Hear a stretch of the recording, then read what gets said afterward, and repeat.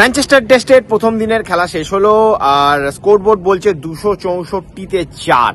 যদি আপনারা শুধু স্কোরবোর্ড দেখেন তাহলে হয়তো ভাববেন যে এটা day has been even Stevens, কেননা এই ধরনের যে কন্ডিশন, ওভারকাস্ট কন্ডিশন, সারাদিনই তুলনামূলকভাবে আজকে ওভারকাস্টই ছিল। তো সেক্ষেত্রে আমার অনেকে মনে করতে পারেন 264-তে 4 is a good effort, but technically Bharat কিন্তু 264-তে 5।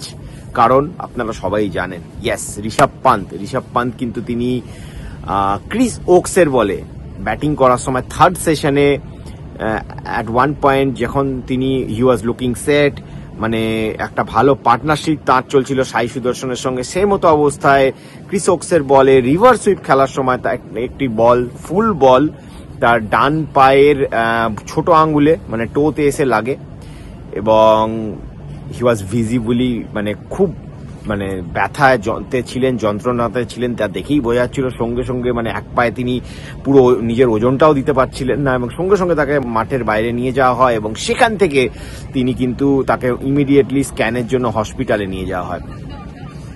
ঋষভ পান্ত এই ম্যাচে আর কোনো পার্ট নেবেন কিনা তা নিয়ে কিন্তু একটা বড় ডাউট রয়েছে।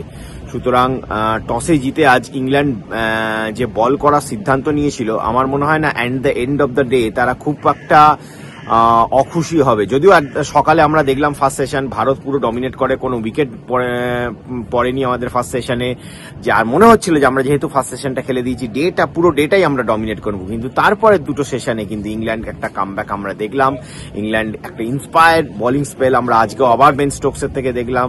ইংল্যান্ডের বাকি বোলাররাও, লিয়াম ডসন অনেক বছর পর 8 বছর পর কামব্যাক করার পর তিনি কিন্তু এসেই নিজের সপ্তম বলে জাসপ্রীতকে আউট করলেন। ক্রিস ওকস সারাদিন খুব ভালো বল করেছেন, বেন স্টোকস ভালো বল করেছেন, জফরা আর বাইডেন কার্স আমার মনে হয়েছে সকালে স্পেলে একটু শর্ট বল করেছেন, যেটা কিন্তু ভারতীয় ব্যাটারদের পক্ষে গেছে। যাই হোক, ম্যাচের পরিস্থিতি এখন আজকে যখন খেলা বন্ধ হলো ব্যাড লাইটের জন্য, ইংল্যান্ড কিন্তু 83 ওভার্সে খেলা হয়ে গেছিল, কিন্তু ইংল্যান্ড সেকেন্ড নিউ বলটা নিতে পারেনি, বিকজ যেহেতু লাইটটা খুব একটা ভালো ছিল না, তাই জন্য হয়তো আম্পায়াররা তাদেরকে অ্যালাউ করেনি সেকেন্ড নিউ বলটা নিতে। কালকে সকাল সকাল তারা সেকেন্ড নিউ বল নেবে এবং আমাদের দেখার যে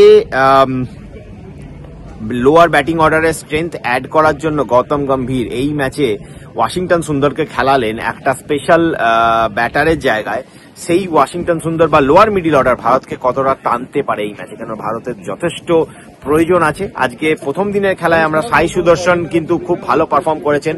সাই সুদর্শনের মেডেন হাফ সেঞ্চুরি টেস্ট ইনিংসে 3 নম্বরে ব্যাট করতে নেমে নিজের সেকেন্ড টেস্টেই তিনি হাফ সেঞ্চুরি করলেন। যদিও এমন মুহূর্তে তিনি আউট হলেন, হয়তো সেই সময় ওই শটটা না খেললেই পারতেন, শর্ট বলের ফাঁদে পড়ে আউট হয়ে গেলেন। কিন্তু যাই হোক, I think he has played well. আর বাকি ভারতীয় রবীন্দ্র জাডেজা ক্রিজে আছেন। রবীন্দ্র জাডেজার ওপর এখনো যেহেতু এই টিমে এই সিরিজে তিনি ফর্মে আছেন এবং রবীন্দ্র জাডেজার ওপর ভারত কিন্তু ভরসা রাখবে। তার সাথে শার্দুল ঠাকুর, ওয়াশিংটন সুন্দর, এরা সবাই মিলে কত রান অ্যাড করতে পারে এখন ভারতের স্কোর বোর্ডে, এটার দিকে আমাদের নজর থাকবে।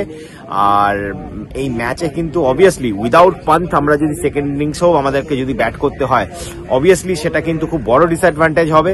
তার জন্য ফার্স্ট ইনিংসে কিন্তু ওই ডিসঅ্যাডভান্টেজটাকে কাউন্টার করার জন্য ফার্স্ট ইনিংসে আপনাকে বড় স্কোর করতে হবে এবং সেই বড় স্কোর কতটা কোন পর্যায়ে যাবে, এখানে বড় স্কোর বা ভালো স্কোর বলতে কি হয় সেটা আমাকে যদি আপনি জিজ্ঞেস করেন অ্যাট দিস পয়েন্ট, আমি বলবো এখান থেকে ভারত যদি আরো কমসে কম 120 রান অ্যাড করতে পারে, 400-র কাছাকাছি রানটাকে ফার্স্ট ইনিংসে নিয়ে যেতে পারে, I will be more than happy. So সেই দিকে আমাদের নজর থাকবে যে কালকে ভারত এখান থেকে 120 রানের কাছাকাছি অ্যাড করতে পারছে কিনা। তো আমার মনে হয় উইকেটে কিন্তু একটু স্পিন ধরবে, উইকেটটা একটু আন্ডারনিথ ড্রাই আছে।